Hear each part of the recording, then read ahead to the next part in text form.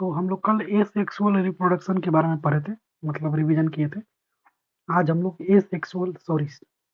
कल हम लोग सेक्सुअल रिप्रोडक्शन के बारे में नहीं पढ़े थे, एसेक्सुअल रिप्रोडक्शन के बारे में पढ़े थे। आज हम लोग सेक्सुअल रिप्रोडक्शन के बारे में पढ़ेंगे, ठीक है। देखिए, सेक्सुअल रिप्रोडक्शन में क्या होता है कि इसमें कम से कम दो गैमेट का इन्वॉल्व होना जरूरी है। इसमें कम से कम टू पेरेंट यानी मेल पेरेंट और फीमेल पेरेंट यानी मेल गैमेट जिसको हम लोग स्पर्म बोलते हैं और फीमेल गैमेट जिसको हम लोग एग बोलते हैं, इसका होना जरूरी है। तो जहाँ पे मेल गैमेट और फीमेल गैमेट मिलकर एक फ्यूजन करता है, आप देखिए कल बताए थे फिजन, बाइनरी फिजन बताए थे। फिजन का मतलब होता है क्या, टूटना। और यहाँ पे क्या होगा, फ्यूजन।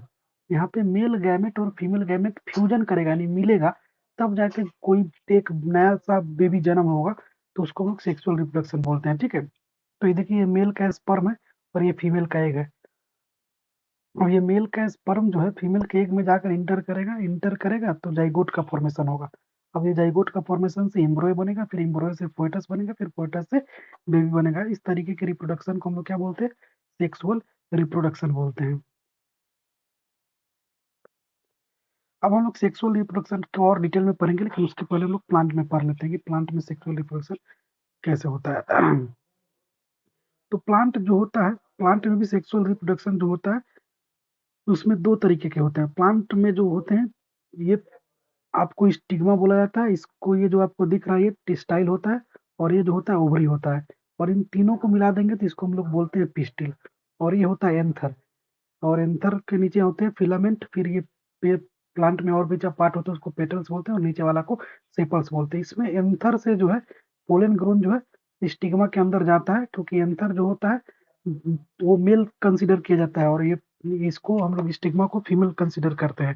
तो यहाँ पे भी दो पेरेंट इन्वॉल्व हो गए, तो उसी को हम लोग सेक्सुअल रिप्रोडक्शन इन प्लांट बोलते हैं। तो प्लांट जो होते हैं ए सेक्सुअल मतलब बाई सेक्सुअल भी होते हैं, और यूनिसेक्सुअल फ्लावर भी होते हैं। मतलब यूनिसेक्सुअल फ्लावर में क्या होते हैं कि वो सेम ही प्लांट के में सेम ही रिप्रोडक्शन होगा, यानी एक ही प्लांट में एंथर भी प्रेजेंट है, एक ही प्लांट में स्टिग्मा भी प्रेजेंट है, तो उसको हम लोग यूनिसेक्सुअल यानी एक ही में।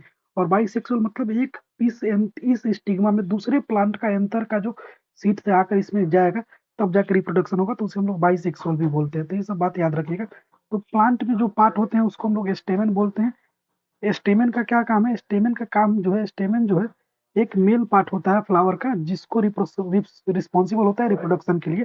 और इस single flower can have several stamen. एक फ्लावर के बहुत सारे स्टेमेन हो सकते हैं, ठीक है। तो स्टेमेन जो है किसको बोलेंगे, तो स्टेमेन आप देख लीजिए, स्टेमेन किसको बोल रहे हैं हम लोग। ये जो एंथर और फिलामेंट, ये जो पूरा पार्ट है ना, ये पूरा पार्ट को मिलाते हैं तो क्या बनता है, स्टेमेन बनता है। तो ये बात आप ध्यान में रखिएगा। फिर एंथर जो होता है, ऊपर वाले पार्ट को एंथर बोलते हैं, जिससे कि बीज निकलता है। ये बिल्कुल मेल के जो पेनिस होता है ना, उस पेनिस के तरह एंथर को आप समझ सकते हैं। तो एंथर का काम क्या है, एंथर का काम है कि anther is two lobed structure located at tip of the stamen. Stamen के टिप पे लोकेटेड होता है, और इसके अंदर पोलन ग्रेन पाए जाते हैं। और यही पोलन ग्रेन जो होता है, जिस तरीके से ह्यूमन बॉडी में स्पर्म होते हैं, उस तरीके से एंथर में पोलन ग्रेन होते हैं, जो कि सेक्सुअल रिप्रोडक्शन कराने के लिए काम करता है। सेम उसी तरीके से फिर आप बात करते हैं कार्पेल के बारे में। कार्पेल जो होता है फीमेल रिप्रोडक्टिव पार्ट को बोला जाता है, और स्टेमेन जो याद रखिएगा, स्टेमेन स्टेमेन जो है मेल रिप्रोडक्टिव पार्ट को, और कार्पेल फीमेल रिप्रोडक्टिव पार्ट को बोला जाता है। और ये फ्लावर के सेंटर में पाया जाता है। और ये वाला पार्ट आप जो देख रहे हैं, ये, ये वाला पार्ट की बात कर रहा हूँ। ये वाला पार्ट जो आपको दिख रहा है, ये जो है इसी को हम लोग क्या बोलते हैं, कार्पेल बोलते हैं। इसमें स्टिग्मा होता है, स्टाइल होता है, ओवरी होता है, ठीक है। तो स्टिग्मा का क्या काम है, स्टिग्मा एक टर्मिनल होता है जो कि कार्पेल का ही पार्ट होता है, और इसके ऊपर कोई भी पोलन ग्रेन आता है तो आकर वो चिपक जाता है, और चिपकता है तो धीरे धीरे वो स्टाइल के अंदर जाता है। स्टाइल जो होता है मिडिल पार्ट होता है कार्पेल का, और स्टाइल के अंदर जाते हुए स्टाइल से वो ओवरी में चला जाता है। तो आप देख सकते हैं यहाँ पे, ये यहाँ पे आया, और यहाँ पे आने के बाद ये धीरे धीरे इस ट्यूब के थ्रू, ये जो पाइप दिख रहा है रेड कलर का, इसके थ्रू अंदर आएगा, और फिर यहाँ पर ओवरी में चला जाएगा। और फिर ओवरी में जाएगा तो जर्मिनेशन होगा, मतलब सीड्स बनेगा। तो इसी को हम लोग बोलते हैं सेक्सुअल रिप्रोडक्शन इन प्लांट। तो ओवरी का काम क्या है, ओवरी जो है उसके अंदर एग होता है, वो प्लांट का फीमेल गैमेट कहलाता है। उसके अंदर एग होता है और वहां पे सीड जाता है, फिर जर्मिनेट करता है।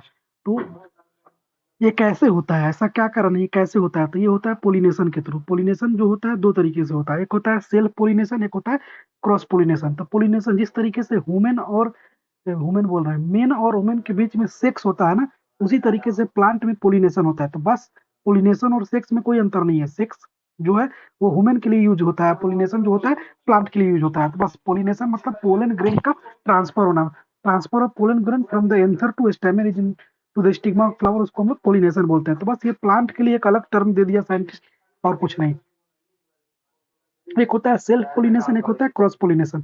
सेल्फ पोलिनेशन में क्या होता है, पोलन और from stamen of flower is transfer to the stigma of the same flower. अगर देखिए सेल्फ पोलिनेशन में क्या होता है कि सेम फ्लावर में अगर रिप्रोडक्शन हो रहा है, सेम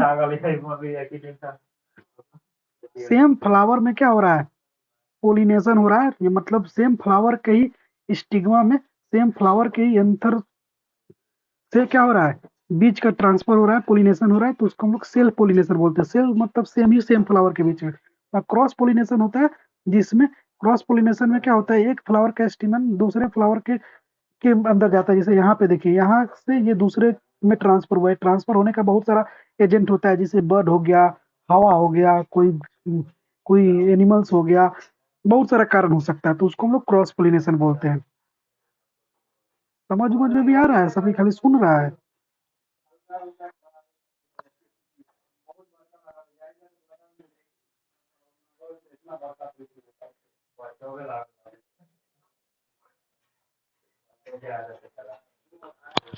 क्या इतना बड़ी सुस्त लग रही है?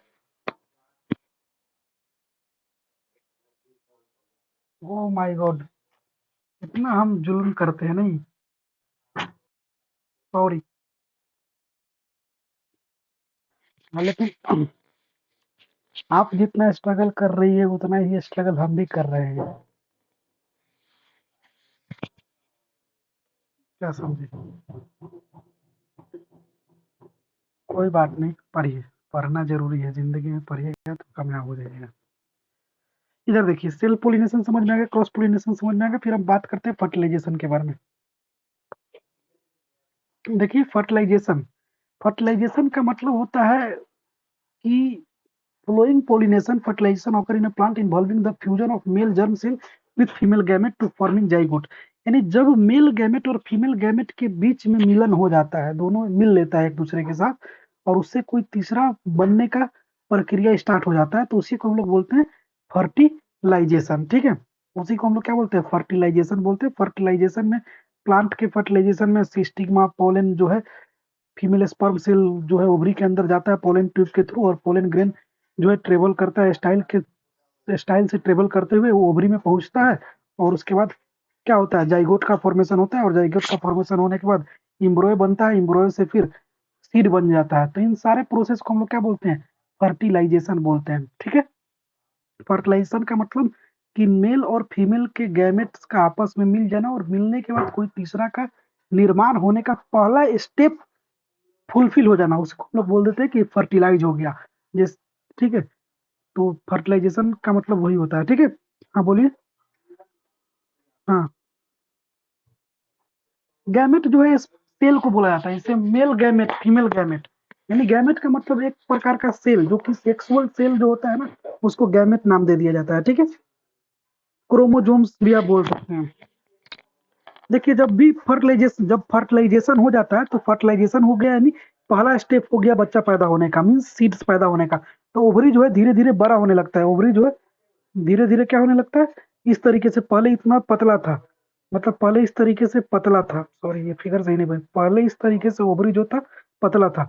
अब क्या होने लगेगा, ये जो है धीरे धीरे मोटा होने लगेगा, क्योंकि इसके अंदर सीड्स आने लगता है, सीड डेवलप करने लगता है। सीड जो है डेवलप करते करते बाद में वो जर्मिनेशन, यानी बाद में वो सीड से दूसरा पेड़ भी तैयार हो जाते हैं। तो उसी प्रोसेस को हम लोग फर्टिलाइजेशन के बाद का प्रोसेस बोलते हैं। ठीक है, इस तरीके से प्लांट में चीजें होती है। तो आप बाई पार्ट याद कर लीजिएगा, और ये नोट्स दे रखे हैं, इसमें बहुत सारा चीज शॉर्ट में अच्छे से समझाया गया है, तो आप इसे जरूर पढ़िएगा। अब हम लोग sexual reproduction in human beings, जिसमें कि ह्यूमन बींग्स में किस तरीके से सेक्सुअल रिप्रोडक्शन होता है, उसके बारे में हम लोग यहाँ पे बात करने जा रहे हैं। ठीक है, तो ध्यान से सुनिए और एंजॉय कीजिए क्लास को। कोई भी फालतू कमेंट कुछ नहीं करेगा। देखिए सबसे पहले बात करते हैं एडोलेस्केंस। एडोलेस्केंस वो एक एज होता है जिस एज में बच्चे जो है पुबर्टी के उम्र में पहुंचते हैं, यानी जिस एज में बच्चे के जो सेक्सुअल हॉर्मोन्स है वो रिलीज होना स्टार्ट हो जाते हैं। जैसे आप क्लास 8 में पढ़े होंगे द एज ऑफ एडोलेस्केंस, जिसमें पुबर्टी के बारे में पढ़े होंगे। पुबर्टी जो है हम लोग उस एज को बोलते हैं जिस एज में सेक्स हार्मोन जो है प्रोड्यूस होना स्टार्ट हो जाता है बॉयज और गर्ल में। बॉय और गर्ल जो है सेक्स करने के लिए तैयार हो जाता है, मतलब और सेक्स कर सकता है बायोलॉजिकली वो एक हो जाता है, यानी सेक्स हार्मोन बॉडी में रिलीज होना स्टार्ट हो जाता है, उसको हम लोग पुबर्टी एज बोलते हैं। जो कि बॉयज में 13 से 14 साल होता है और लड़कियों में 10 से 12 साल। लड़कियों का 10 से 12 साल के बीच में देखिएगा बहुत सारे गर्ल्स का पीरियड्स आना स्टार्ट हो जाते हैं। पीरियड्स इन द सेंस कि लड़कियों में हर महीना में, वो आगे पढ़ाएंगे इसके बारे में डिटेल में, बस सिंपल से समझ लीजिए कि लड़कियों में हर महीना में पीरियड्स आते हैं और उनके बॉडी के जो सेक्सुअल ऑर्गन्स है उसके थ्रू एक ब्लड निकलता है। वो ब्लड क्या होता है, कैसे होता है, आगे हम बताएंगे। बस इतना समझिए कि 10 से 12 भी लड़कियों में। लड़कों में जो स्पर्म का प्रोडक्शन होता है 13 से 14 साल में हो जाता है। मीन्स इस उम्र में जो है बायोलॉजिकली आप जो है बच्चे पैदा करने के लिए तैयार हो जाते हैं, बट हम लोग का कॉन्स्टिट्यूशन अलाउ नहीं करता और हम लोग का बॉडी उतना मैच्योर नहीं होता है, इस वजह से इस उम्र में शादी किया नहीं जाता है। अब बात करते हैं सेक्स हार्मोन। हम बॉडी में जो ह्यूमन बॉडी होता है मेल में, testis produce the male sex hormone जिसको हम लोग टेस्टोस्टेरोन बोलते हैं, याद रखिएगा टेस्टोस्टेरोन। ये हम लोग के बॉडी में टेस्टिस जो होते हैं, टेस्टिस जो होते हैं मेल सेक्स हार्मोन को प्रोड्यूस करते हैं, जिस हार्मोन को हम लोग टेस्टोस्टेरोन बोलते हैं। और लड़कियों में ओवरीज होती है, ओवरीज जो होता है वो प्रोड्यूस करता है फीमेल सेक्स हार्मोन। और वो लड़कियों में दो सेक्स हार्मोन होते हैं, एक होते हैं ईस्ट्रोजन, एक होते हैं प्रोजेस्टेरोन। तो ईस्ट्रोजन और प्रोजेस्टेरोन जो होते हैं लड़कियों में दो सेक्सुअल हार्मोन होते हैं और लड़कों में सिर्फ और सिर्फ एक होते हैं। अब देखिए common change in both gender. अब इस उम्र में प्यूबर्टी में क्या क्या आपके बॉडी में चेंजेज आते हैं, तो आपको पता है कि आप जो है मतलब पहले से ज्यादा, मतलब आपका बॉडी जो है पहले से ज्यादा ताकतवर होने लगता है, आपके ब्लड सर्कुलेशन फुल हो जाता है, आपका जो आर्मपिट वगैरह में बाल आने लगते हैं, आपके जेनाइटल एरिया में बाल आने लगते हैं। साथ ही साथ ये लड़का लड़की दोनों में होता है। और आपके बॉडी में लड़कों में मूंछ आने लगती है, लड़कियों में भी बॉडी में कहीं कहीं बाल आने लगते हैं। लड़की का आवाज जो है वो करवा होने लगता है, लड़की का आवाज तो पतला रहता ही है। साथ ही साथ बहुत सारे लड़का लड़कियों में पिंपल्स भी निकलने लगते हैं इस उम्र में, या फिर बहुत सारे लड़कों का स्किन वाइली वगैरह होने लगता है। इस समय आपके जो लड़का का जो शोल्डर होगा वो ब्रॉड होने लगता है, लड़कियों का ब्रेस्ट आने लगता है। ये सब चीज जो है कॉमन, मतलब जो दोनों जेंडर में चेंज होता है। और कुछ लड़कियों में एक्स्ट्रा होता है, कुछ लड़कों में एक्स्ट्रा होता है। जैसे लड़कियों में ब्रेस्ट साइज चेंज होने लगता है, निप्पल जो है वो डार्क होने लगता है, फिर मेंसुरेशन का स्टार्ट हो जाता है। लेकिन लड़कों में ऐसा कुछ मेंसुरेशन वगैरह होता नहीं है, ठीक है, ये बात ध्यान रखिए। लड़कों में मूंछ वगैरह आने लगते हैं, चेहरा जो है चेहरा वोकल कोड जो है फटने लगता है, आवाज फटने जैसा निकलने लगता है, कोलेस्ट्रॉल बढ़ जाता है। बस। अब हम लोग बात करते हैं मेल रिप्रोडक्टिव सिस्टम के बारे में। देखिए मेल रिप्रोडक्टिव सिस्टम में अलग अलग बहुत सारे चीज होते हैं, ठीक है, जैसे टेस्टिस हो गया, एस्क्रोटम हो गया, वास डिफरेंस हो गया, सेमिनल वेसिकल्स हो गया, यूरेटर हो गया, ब्लैडर हो गया, प्रोस्टेट ग्लैंड हो गया, पेनिस हो गया, अर्थेरा हो गया। आपको पता है कि टेस्टिस जो है रिस्पॉन्सिबल होता है प्रोडक्शन ऑफ जर्म सेल यानी स्पर्म के लिए, यानी हमारे बॉडी में स्पर्म जो होते हैं, जर्म सेल होते हैं, उसका काम है, उसका प्रोड्यूस कौन करता है, टेस्टिस। ठीक है, टेस्टिस, ये जो टेस्टिस है इसी का काम होता है प्रोड्यूस करना, ठीक है। और साथ ही साथ ये situated outside the abdominal cavity within the scrotum, a positioning essential of sperm formation as if necessity a lower temperature than a body normal operating temperature.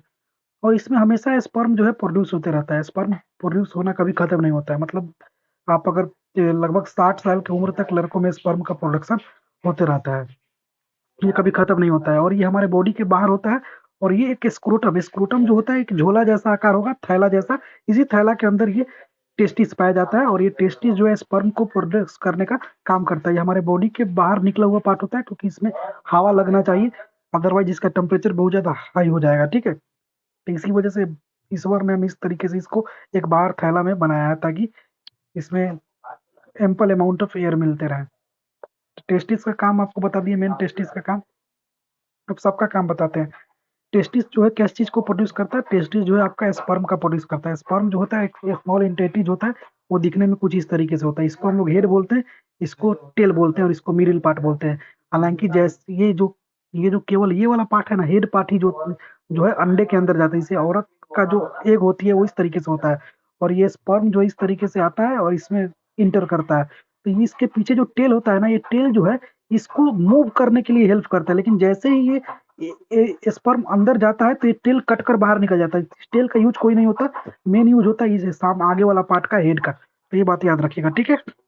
ये फ्लोटिंग करने के लिए, यानी ये अंडे के अंदर जाने के लिए पीछे से टेल बनाया जाता है, ताकि ये तैरता हुआ एग में जाए और एग को खोज करके उसमें अंदर चला जाए। इसलिए इसके पीछे टेल लगे होते हैं तैरने के लिए। फिर बात करते हैं भास्ट डिफरेंस के बारे में। भास्ट डिफरेंस क्या है? Vast difference transport the formed sperm which combines with a tube originating from urinary bladder. Vast difference का काम क्या है कि ये ट्रांसपोर्ट करता है स्पर्म को, और स्पर्म को ट्रांसमिट ट्रांसमिट करता है कहाँ पे? जिस वो पेनिस में, जिससे कि पेनिस जो है स्पर्म को रिलीज करने का काम करता है। तो वहां पे दो चीज होता है। एक चीज देखिए, यूरिथ्रा भी होता है। यूरिथ्रा जो होता है एक डक्ट होता है जो कि यूरिन यानी टॉयलेट जो हम लोग करते हैं उसको बाहर निकालने का काम करता है। तो सेम ही पाइप से यूरिन भी निकलता है, और सेम ही पाइप से क्या निकलता है? स्पर्म भी निकलता है। ये कैसे पॉसिबल है? तो वही ऐसे पॉसिबल है कि जब आपका स्पर्म निकलने वाला होगा तो यूरिन वाला जो है रास्ता रुक जाएगा, केवल स्पर्म ही निकलेगा। और जब आपका यूरिन निकलने वाला होगा तो स्पर्म वाला रास्ता अपने आप बंद हो जाता है। मतलब इस तरीके से सिस्टम बना है कि स्पर्म वाला रास्ता अपने आप बंद हो जाएगा और यूरिन बाहर आएगा। आई होप आपको समझ में आ गया ये पॉइंट।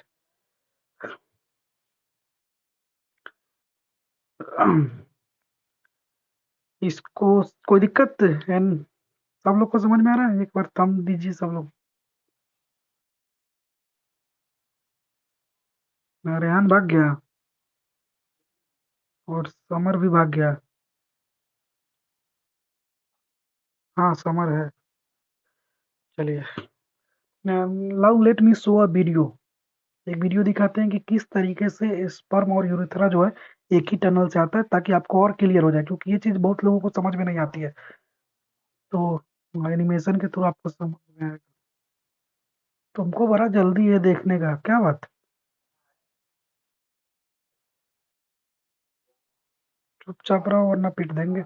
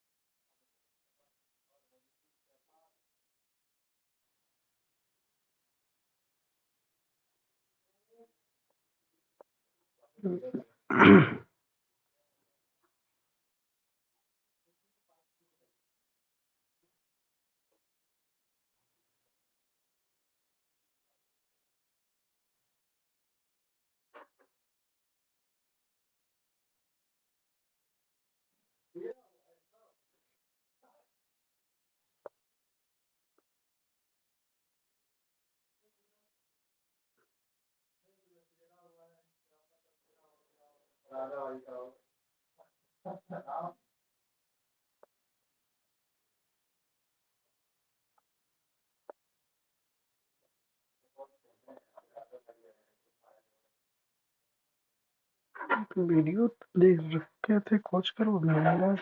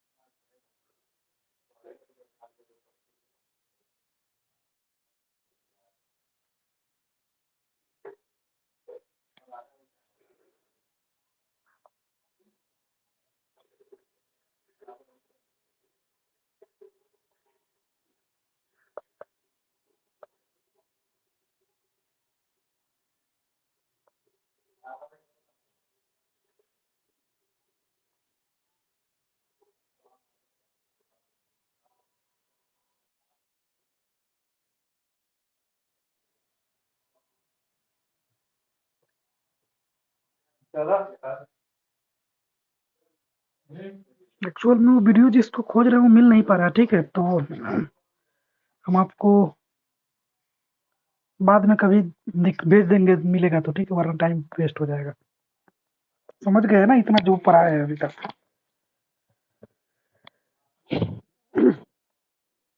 ओके।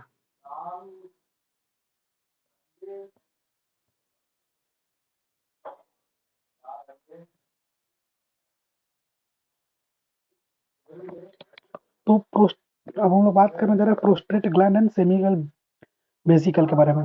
ये प्रोस्टेट ग्लैंड का काम क्या है? Secrete fluid to make transport easier from the sperm, this fluid also provide nutrition. Prostate gland जो है ये स्पर्म के आने से पहले कुछ फ्लूइड को रिलीज करता है, जिससे कि स्पर्म को पास होने में मदद हो सके, ठीक है। ये एक व्हाइट कलर का फ्लूइड होता है, जिससे कि स्पर्म बाहर आता है, तो स्पर्म को ट्रेवल करने में कोई परेशानी ना हो, ठीक है। फिर बात करते हैं स्क्रोटम के बारे में। स्क्रोटम जो है उसका स्मॉल पाउच होता है, आपको बताया था, ये टेस्टिस का घर होता है, जो कि हमारे बॉडी से बाहर लोकेटेड होता है, ठीक है। और यहीं पे बॉडी के टेम्परेचर के अनुसार ये स्पर्म को प्रोड्यूस करने का काम करता है। फिर हम लोग बात करते हैं पेनिस के बारे में। पेनिस जो होता है एक्सटर्नल मेल रिप्रोडक्टिव ऑर्गन होता है, जो कि स्पर्म को फीमेल वेजाइना में ट्रांसफर करने का काम करता है, ठीक है, जो कि मेल सेक्सुअल ऑर्गन का मेन पार्ट होता है, जो कि ट्रांसफर ऑफ स्पर्म का काम करता है। फिर बात करते हैं फीमेल रिप्रोडक्टिव सिस्टम के बारे में। फीमेल रिप्रोडक्टिव सिस्टम में फेलोपियन ट्यूब होता है, फेलोपियन ट्यूब होता है, ओवरी होता है, ओवरी दोनों साइड होता है, ये भी ओवरी है, ये भी ओवरी है। फिर ये यूटेरस होता है, फिर ये कर्विक्स होता है, फिर ये वेजाइना होता है, ठीक है। तो ओवरी जो होता है इसमें दो होते हैं, एक इधर भी होता है, एक इधर भी होता है, यानी दोनों तरफ से एक रिलीज होता है, इधर से भी और एक इधर से भी रिलीज होता है। तो oval shaped organ are located in the abdominal cavity near the kidney, ये किडनी के पास लोकेटेड होता है। ये थाउजेंड ऑफ एग सेल जो है मतलब हर महीने ये रिलीज करता है। और साथ ही साथ ये ओवरी का काम होता है फीमेल सेक्स हार्मोन हार्मोन जो कि एस्ट्रोजन और प्रोजेस्टेरोन को रिलीज करना। ये ओवरी का काम जो होता है फीमेल सेक्स ऑर्गन को रिलीज भी करता है, और साथ ही साथ एग्स को भी ये रिलीज करने का काम करता है। ये फैलोपियन ट्यूब है, इस ट्यूब से ही एग आता है इस यहाँ पे, और यहाँ पे आने के बाद यहाँ वेजाइना है, यहाँ से पेनिस इंटर करता है, पेनिस का काम है यहीं तक जाएगा। पेनिस जो इतना ही दूर में रहता है, इतना दूर में रहेगा, फिर इसके बाद स्पर्म जो है अंदर जाएगा और यहाँ पे जाकर एग आएगा और स्पर्म आएगा, दोनों के दोनों फ्यूजन होगा, फिर जब तो फिर काम करेगा। तो ये आप पेनिस जो है ये बाहर वाला ही पार्ट तक इंटर कर सकता है, ऐसा नहीं कि पेनिस पूरा इंटर कर जाएगा, नहीं। ये जो आपको ये पार्ट दिख रहा है यहीं तक इंटर कर सकता है मैक्सिमम। तो फीमेल और के बारे में क्या बताएं कि इसमें ओवरी होते हैं, 2 ओवरी होते हैं, फैलोपियन ट्यूब होते हैं, फैलोपियन ट्यूब के थ्रू ओवरी जो है यूटेरस में आता है, सॉरी फैलोपियन ट्यूब के तहत जो भी एग होते हैं वो यूटेरस में आते हैं, और यूटेरस में ही क्या होता है, फ्यूजन होता है। फ्यूजन मतलब मेल और फीमेल गैमेट का फ्यूजन, यानी मेल का स्पर्म और फीमेल का एक, दोनों के दोनों यूटेरस में ही आकर मिलते हैं, जो कि मेल जो है स्पर्म जो है वेजाइना के थ्रू अंदर भेजता है ड्यूरिंग सेक्स। फिर बात करते हैं ओविडक्ट। फैलोपियन ट्यूब का ओविडक्ट भी नाम दिया जाता है। ओविडक्ट जो होता है ट्रांसपोर्ट करता है एक को, और एक को यूट्रस के पास भेजता है। यूट्रस के अंदर जो है फनल शेप का होता है, यूट्रस के अंदर ही क्या होता है, सारे के सारे फर्टिलाइजेशन का काम जो होता है यूट्रस के ही अंदर होता है। ठीक है, ये यूट्रस को हम लोग ओम्ब भी बोलते हैं। जो भी बच्चे जो तैयार होते हैं वो यूट्रस में ही तैयार होते हैं, जिसको हम लोग पेट वगैरह, जो पेट बाहर औरत का निकलता है, ये बच्चे पैदा होने के दौरान धीरे धीरे पेट जो भरता है वो बेसिकली कुछ नहीं है, वो यूट्रस ही है। यूट्रस के ऊपर वाला पार्ट धीरे धीरे ग्रो होता है। ठीक है, वेजाइना का काम क्या है, वेजाइना जो है एक वो रिसीविंग रिसीविंग करने का काम करता है, स्पर्म रिसीव करने का काम करता है। और वो बर्थ कैनाल भी है, स्पर्म इंटर भी करता है वेजाइना के थ्रू ही, और बच्चे भी वहीं से पैदा होते हैं। तो वेजाइना जो है एक मेल पार्टनर के लिए काम करते हैं, और वो बर्थ कैनाल की तरह भी काम करता है। ठीक है, फिर बात करते हैं कर्विक्स के बारे में। कर्विक्स जो होता है वो सबसे नीचे वाला पार्ट होता है, जो यूट्रस होता है ना, जहाँ पे यूट्रस खत्म होता है उसको हम लोग कर्विक्स बोलते हैं। ये वाला आप देख रहे हैं, ये कर्विक्स कहलाता है, ये वाला पार्ट कर्विक्स कहलाता है। ठीक है, और ये पूरा के पूरा जहाँ तक ये जाता है, ये पूरा के पूरा कर्विक्स कहलाता है, तो इसमें आपको कंफ्यूज होने की जरूरत नहीं है।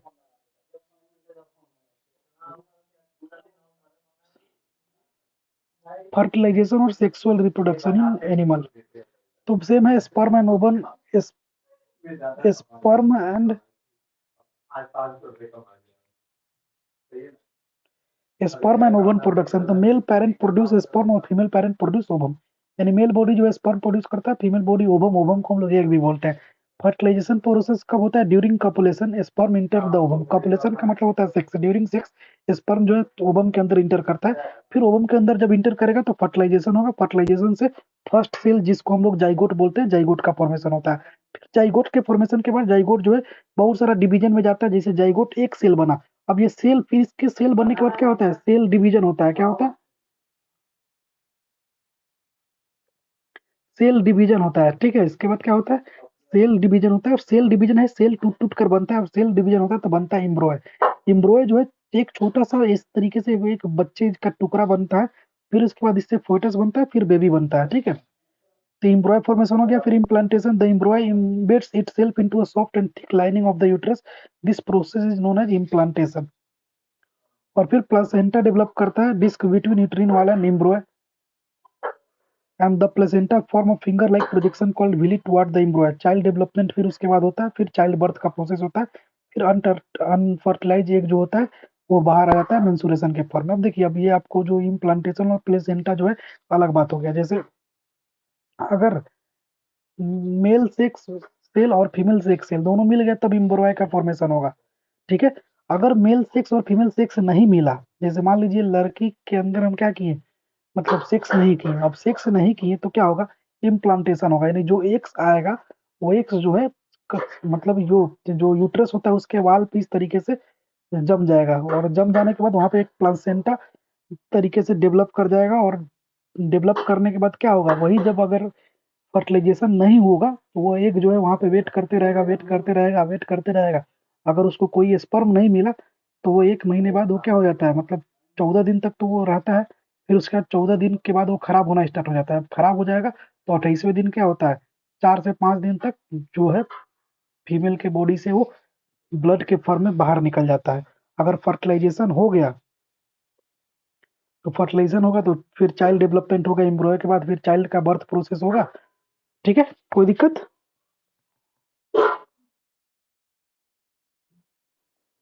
अब देखिए, each month the ovary release single egg, वही मेंस्ट्रुएशन के बारे में आपको बता रहा है कि each month ovary release single egg prompting to the uterus prepare itself for the potential arrive to fertilize it।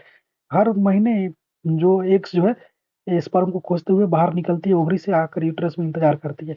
अब इंतजार करेगी, तो इंतजार करने के बाद अगर उसे कुछ नहीं मिलेगा, तो कुछ नहीं मिलेगा तो धीरे धीरे वो खराब होना स्टार्ट हो जाएगी, वहां पे थिकनिंग होना स्टार्ट हो जाएगा, स्पॉन्जी ट्रांसफर होगा, और उसके यूट्रस पे के पास एक लाइनिंग मोटा मोटा परत बैठ जाएगा। परत बैठने के बाद रिलीज एग रिमेन अनफर्टिलाइज, उसके बाद भी वो अनफर्टिलाइज रही, तो क्या होगा, उसका लाइफ स्पेन जो होता है ज्यादा दिन तक नहीं होता है। हालांकि वो तो एक दिन में ही खराब हो जाता है एक, लेकिन 14 दिन तक वो इंतजार करते रहता है, क्योंकि एक अकेला नहीं ना आता है, हर दिन आता है। आज आया, आज वाला खराब हो गया, फिर कल आएगा, फिर कल वाला खराब हो जाएगा, फिर परसों आएगा, परसों वाला खराब, 14 दिन तक लगातार आते रह रहा है, आते रह रहा है।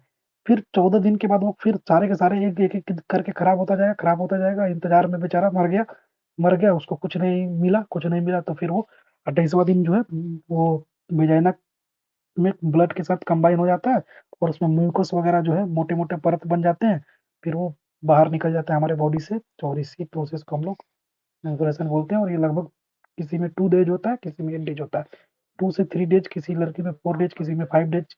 इस समय बॉडी में क्रैम्पिंग होती है, लड़कियों को पेट में दर्द वगैरह होता है, बहुत सारे प्रॉब्लम होते हैं, जो इसलिए होते हैं क्योंकि इस समय हार्मोनल चेंज होते हैं। लड़कियों में 2 तरीके के हार्मोन होते हैं, एक ईस्ट्रोजन, एक प्रोजेस्टेरोन।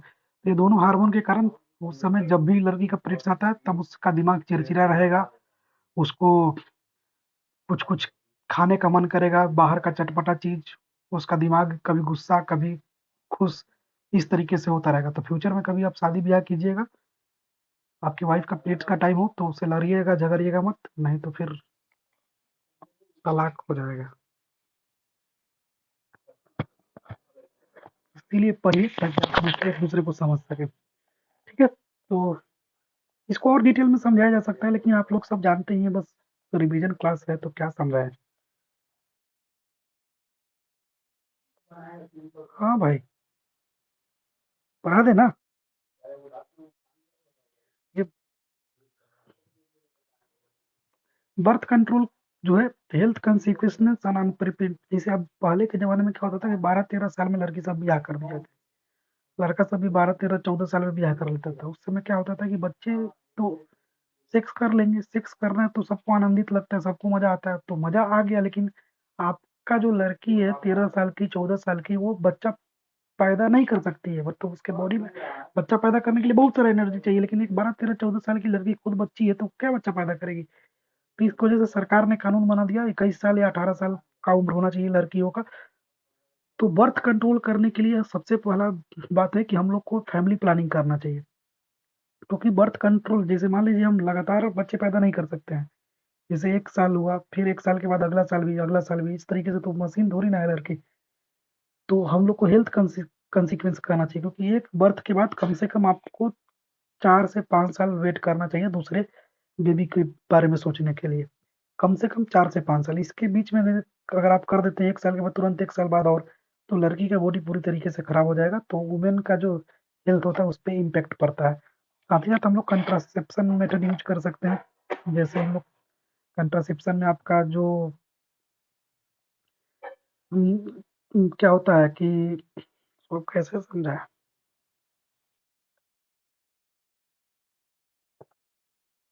हाँ, तो बहुत सारा मेथड आता है मार्केट में, आप यूज करके उसको भी अपना सकते हैं। फिर मैकेनिकल बैरियर जैसे कॉन्डोम वगैरह आता है, उसको भी हम लोग यूज कर सकते हैं। आजकल मेल कॉन्डोम भी आ गया है, फीमेल कॉन्डोम भी आ गया है, ये सब भी यूज करके हम लोग रोक सकते हैं एग को स्पर्म के पास जाने के लिए, और स्पर्म को एग के पास आने के लिए। I don't love chemical method. Chemical method हम लोग यूज करते हैं जैसे दवा दे देना, लेकिन ये दवा जो है बड़ी खतरनाक है। कभी भी किसी भी लड़की को बर्थ कंट्रोल करने के लिए दवा नहीं खाना चाहिए। आज के डेट में बहुत सारा देखिएगा, लड़कियों का बच्चा नहीं होता है शहर में जल्दी से, तो उसका कारण ये है कि वो शादी से पहले सेक्स की, और सेक्स करने के बाद वो जो है बच्चों को रोकने के लिए दवा खा ली है। बहुत ज्यादा चांसेस रहता है वो दवा खा लेगी, फर्स्ट टाइम अगर दवा खा लेगी, तो उसका बहुत ज्यादा हाई चांस रहेगा कि उसके बच्चे जल्दी नहीं होंगे, फ्यूचर में शादी बाद बच्चे होने में प्रॉब्लम होंगे। तो कभी भी किसी भी लड़कियों को ध्यान रखना चाहिए इस सब चीजों को लेकर। तो क्या, और क्योंकि केमिकल मेथड से हार्मोनल बैलेंस जो है खत्म हो जाता है, फिर लड़कियों को बहुत सारा बीमारी हो जाती है, यूट्रस कैंसर हो जाएगा। भाई मार्केट में जो दवा आता है, लड़का लड़की निब्बा निब्बी है 15-16 साल का, तुरंत आई लव यू सेक्स कर लिया, काम खत्म। फिर उसके बाद वो कह रहे 24 घंटा में दवा खिला दो, काम खत्म हो जाएगा, लेकिन वो तो अभी दवा खा ली, लेकिन बाद में उसको फ्यूचर में जब शादी-वादी होगा, उसके बच्चे-वच्चे नहीं होंगे, तब उसका खमियाजा ना उस समय भुगतना पड़ेगा। तो ये सब चीज़ों को ध्यान रखिएगा whenever you go for it. अब देखिए, आजकल copper method, T shaped pre method आ गया है, बहुत सारा चीज़ आ गया है, जिसके बारे में आप पढ़े होंगे बेहतर। फिर सर्जिकल मेथड का मतलब होता है इसको ऑपरेशन करा देना, ऑपरेशन कराकर आपके जो भास डिफरेंस है उसको स्पर्म प्रोड्यूस होने से ही रोक देना, और लड़कियों में भी होता है कि एग रिलीज होने से ही रोक देना। तो ये सब सर्जिकल मेथड भी होता है। तो सर्जिकल मेथड जो है तब करवाना चाहिए जब आपका एक बच्चा हो जाए, या फिर आप जितना बच्चा चाहते थे उतना बच्चा हो जाए, फिर आप सर्जिकल मेथड के द्वारा करवा लीजिए, फिर कितना भी सेक्स कीजिए बच्चा पैदा नहीं होगा। और STD, sexually transmitted disease, whenever you go for having sex with someone, consider कीजिए कि कहीं वो एसटीडी तो नहीं ना है। अगर एसटीडी होगा तो बहुत ज़्यादा चांसेस है कि आपको भी हो जाए, इसीलिए प्रोटेक्शन यूज कीजिए, क्योंकि इससे बहुत खतरनाक बीमारी होती है एड्स, एक्वायर्ड इम्यूनोडिफिशियेंसी सिंड्रोम। ये ऐसा बीमारी है जो कि आपको जीवन बर्बाद कर देगा। तो ये सब चीज़ जो है अवेयरनेस फैलाने के लिए लिखा गया है और एग्जाम में आता है, तो आप इसे कर लीजिएगा। बाकी क्वेश्चन दे रखे हैं, इस क्वेश्चन को प्रैक्टिस कर लीजिएगा।